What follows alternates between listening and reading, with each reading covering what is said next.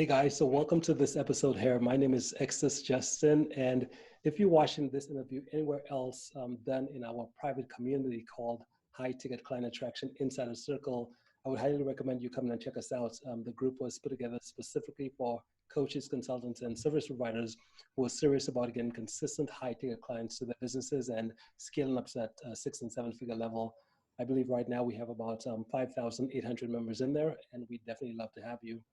So with that being said, today I want to introduce you to my friend Julio. So Julio Briones. And Julio, welcome to the show.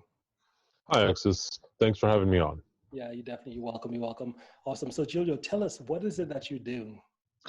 Well, I'm a small business consultant, and what really makes me a little bit different than your average small business consultant is that I focus on year one of operations, and I only focus on service businesses. So if you own a home care company, a cleaning service, that is my niche. Small, manual labor staffing services, high-end staffing services. That, year one to year three of operation is what mostly hurts. Yeah, and when most of these types of businesses fail, because they don't understand how to set up their KPIs or policies and procedures. They don't understand the importance of business development done right, as opposed to just, the shotgun approach where you just go out and visit everybody and hope for the best. Mm-hmm. So all of these things, my company, we put it in place and help get businesses profitable in their year one. Yeah. Mm-hmm. As a good example would be home care. I have a lot of home care clients, private duty home care. Your average home care service in the US, year one makes between $250,000 and $350,000. My average client for year one is between $450,000 and $650,000, with actually achieving in the last 3 years 4 clients that have broken $1 million in their first year. Mm-hmm. That is awesome. That's amazing. So I guess the question now becomes, so you said you focus on year one, right? Yes, that is our niche, but our clients do continue on with us. Mm-hmm. So why year one? And what you mean by year one is that from if an individual has just started the business, it's within that first 12 months, right? Those are the individuals you're kind of looking for. Why year one? Well, let me give you a little bit of my personal history. I started working in home care many years ago, almost 2 decades ago now. And I've done every job in home care, and I've moved into recruitment all the way up to high-end recruitment. And I just started learning the business. At one point in my career, I moved into the world of franchising. And I actually got connected with a franchisor that was just starting out. They had no training programs in place. They didn't have any operations manual in place. And they didn't even know where to begin to work with their franchisees. Mm-hmm. It was disastrous up until that point, because they were literally just selling the name and hoping for the best. Mm-hmm. So when I came on board with them, I wrote and created their entire training manuals, their operations, policy and procedures, their accreditation, roughly 2,500 pages worth of material. And I've taken care of, for them before I left the company, 38 clients within 2-year span. And the biggest struggle was figuring out how to get these franchisees from struggling and not listening to profitable in the quickest time possible. Mm-hmm. So I sat and worked at it and talked to the franchisees, figured out their pain points, and actually developed 2 things for this company.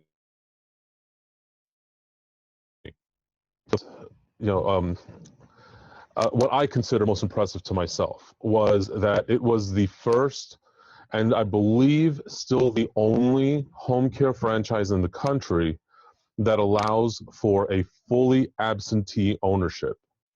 meaning the system that was developed would allow you to open up a home care service and not have to be there to manage the day-to-day.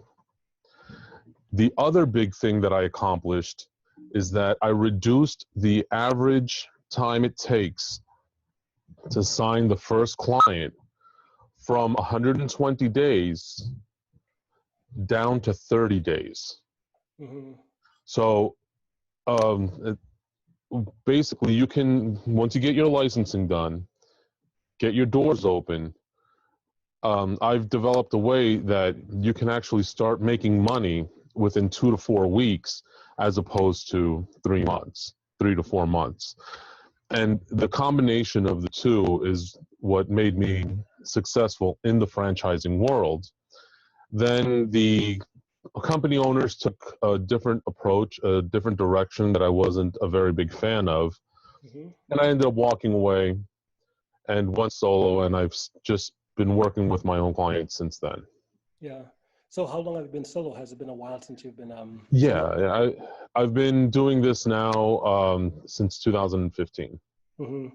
And what about, I guess the question that now becomes, what got you interested in doing this specific model in terms of, what's your background? What did you do before you built your business? Well, like I said, I've done home care. I've done, business development and, analysis most of my life. Even when I was in the military, Mm-hmm. in the U.S. Army, my job was communication security. So a lot of my career has been spent sitting, looking, analyzing, figuring out where the problem is and how to fix it in the most efficient way possible.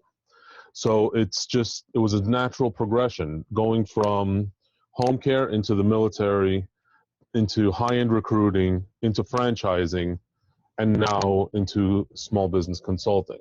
That's Mm-hmm. always been my strongest point, is to walk in, be able to analyze a situation and come up with outside the box thinking.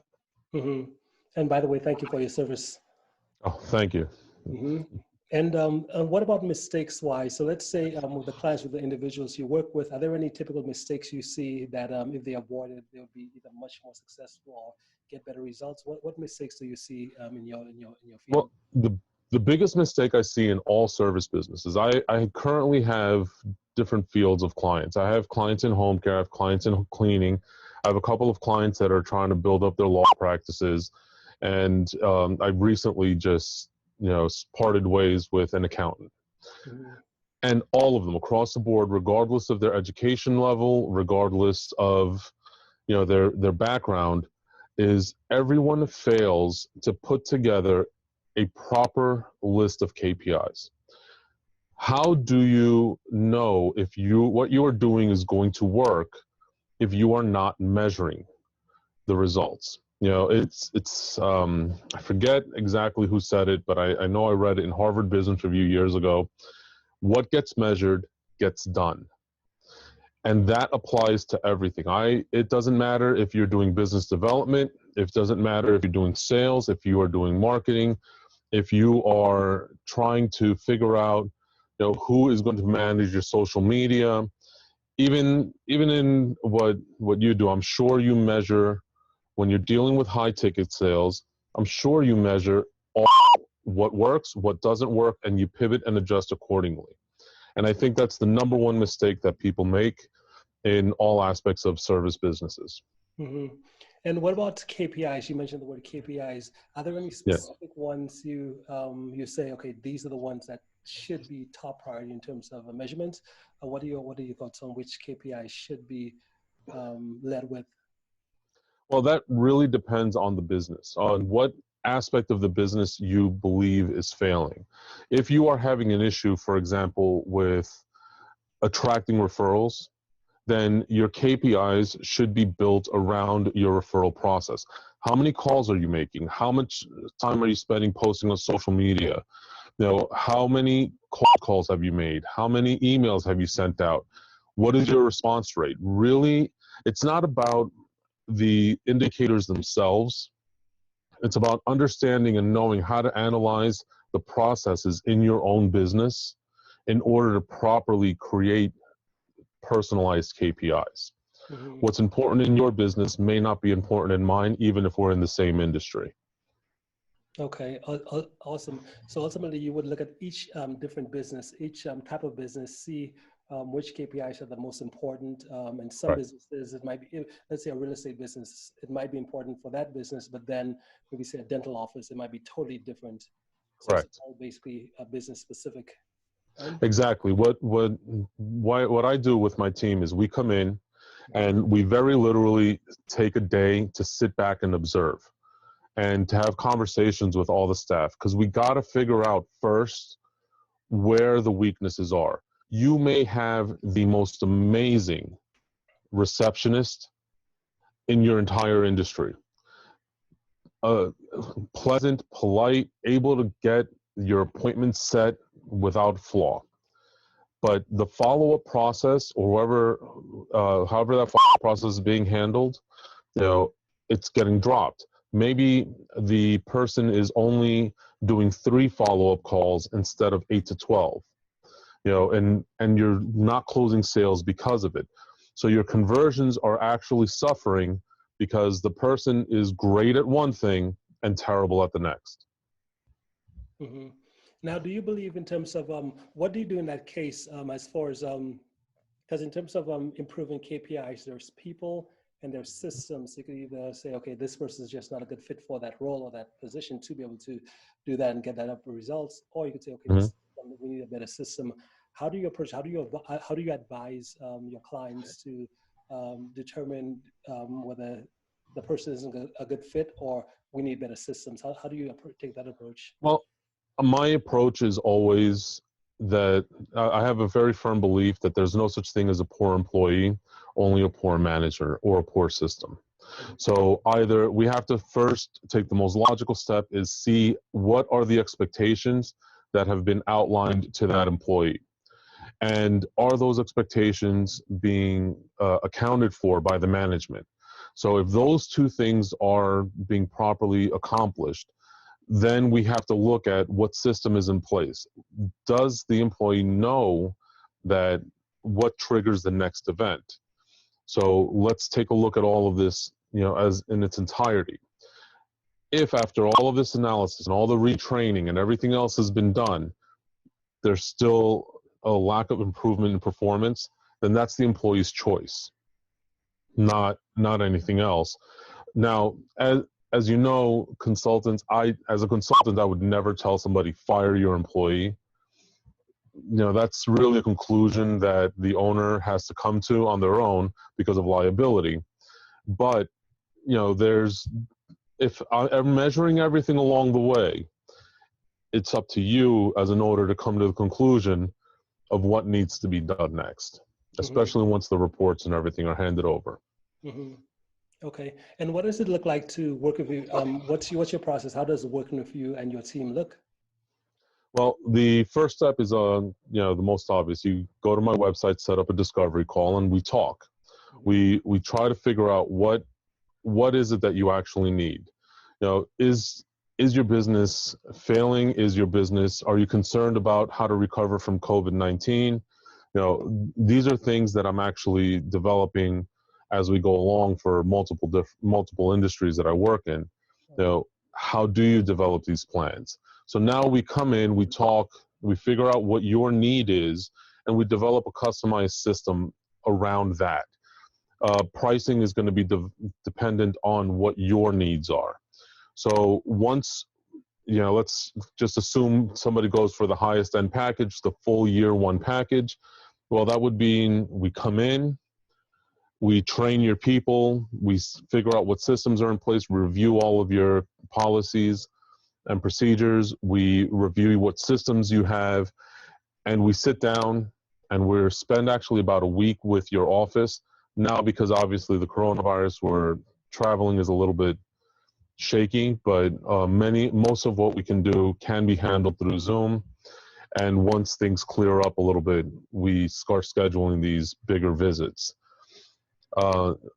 We spent, as I said, we spend about 3 to 5 days with you, going over everything. We come back, we develop a plan, and we start putting together what exactly you need.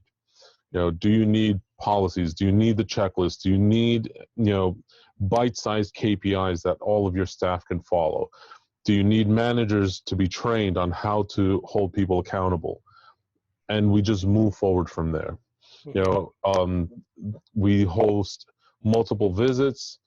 We do on-site training with business developers and salespeople.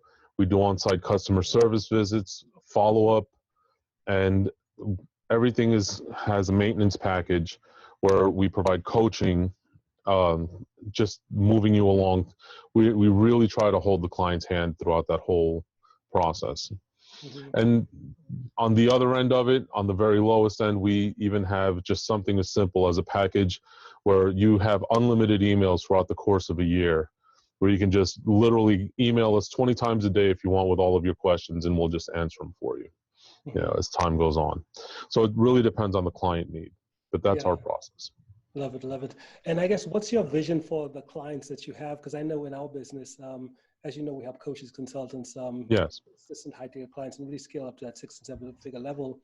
And one of the things, my vision for most coaches and consultants, because I realize that with what they do, they're really good at what they do. They might be a great coach, great consultant. They have some really good advice that could really help.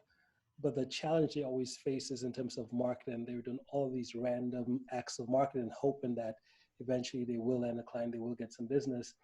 And my vision, what really drives me in terms of wanting to help those individuals, is because seeing their faces when we help them set up a marketing system where it's like it's all complete, and they don't have to show up every single day on the grind, just grinding, hoping of where the next experience client is going to come from, and seeing how they have a whole bunch of people applying to kind of work with them in a sense.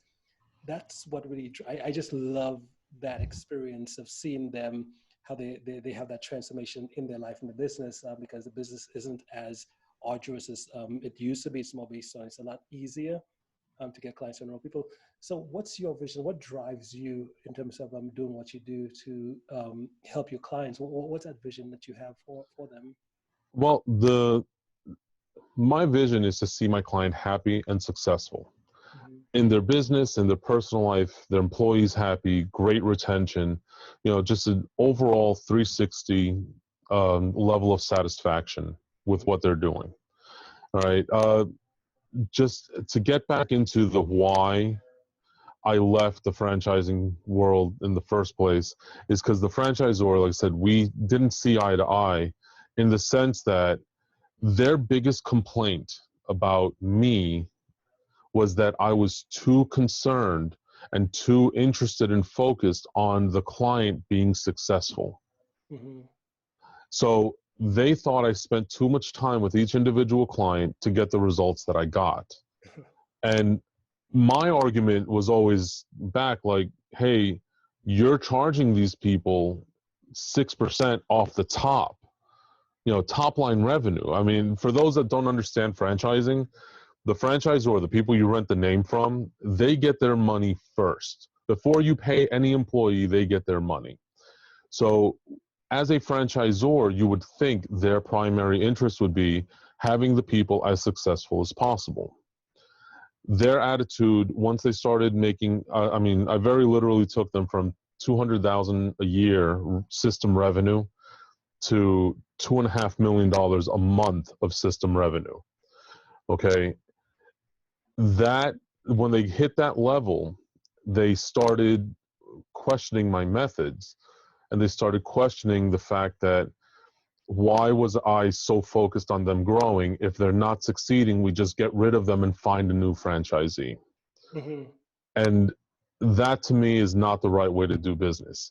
My own clients, I actually limit the number of clients, and this is why I charge what I do. I'm definitely not one of these guys charging a nickel, a nickel an hour and trying to hoard 50 clients. I'd rather work with a core 10 to 15 clients a year and leave it at that, and anyone else can go on a wait list, rather than try to jam 60, 70 clients into my schedule and overwork my team and not give the people the attention that they need. And that's what makes me happy. At the end of the day, if I can walk away and say, this client telling me, hey, listen, you got us to where we wanted. We're doing great, but we want to keep you on as an advisor, even on a short level, just to make sure we stay focused. If we can accomplish that, then I'm great. Yeah, that is so powerful. That is so powerful. I think, and what you hit on what you just said, as far as you spend the bulk of your time with clients just to make sure that they're successful. And I think Yes. that's things that that's so underrated today, because most individuals, most coaches, most consultants, most people who do anything in life, it's always like they're always after a self-interest. And I know, especially in Mm-hmm. business, it's always the bottom line. But very rarely do you find in an individual, a company, someone who they value the client and their success more than anything else. Mm-hmm. It's why you sharing that story. That's really important, because I know that that's something I believe that's missing in today's business, and in most individuals, most consultants, most people who do business, they just don't bring that element to the table.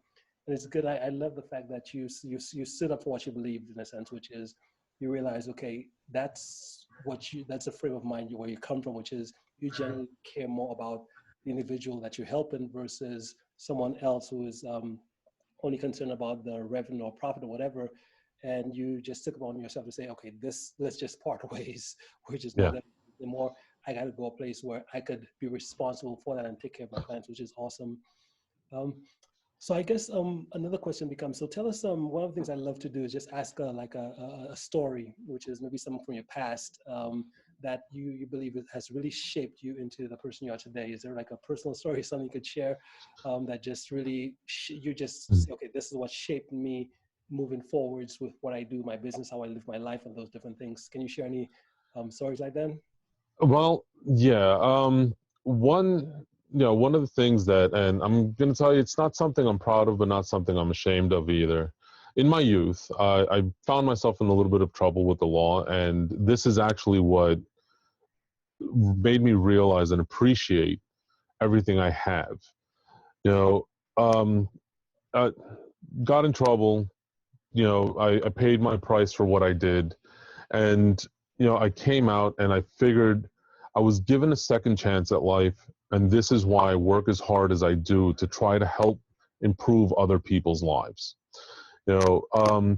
One of the things that are come with my credentials, apart from the fact I've got my years of experience. I'm certified trainer in a bunch of different things. I'm also a certified life coach because, as I said before, when I work with a client, it's not always about the business. The business isn't always the reason why it's failing.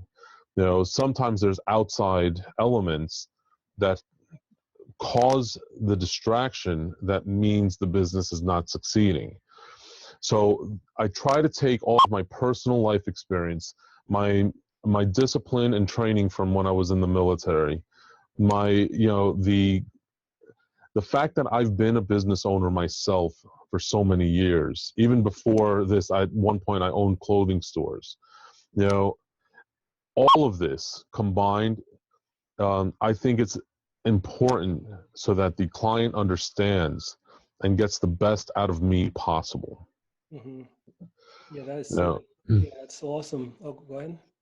no, that was pretty much it. That's good. That's good. Because I know that's what you just said there, which is when you work with clients, you realize most of the times it's not just a business. Because, and I find the same thing as well too. When clients come to us, wanting us to help them get more clients for their businesses, it's typically not the techniques that's the issue, not the Hmm. tactical things. It's more based on the inner game, which is a great saying, Yes, quote I've heard is no matter where you go, you take yourself with you.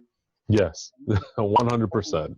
Yeah, yeah, it's so powerful, because another thing I heard is people don't have people don't have business problems, they have personal problems, and it reflects in their business.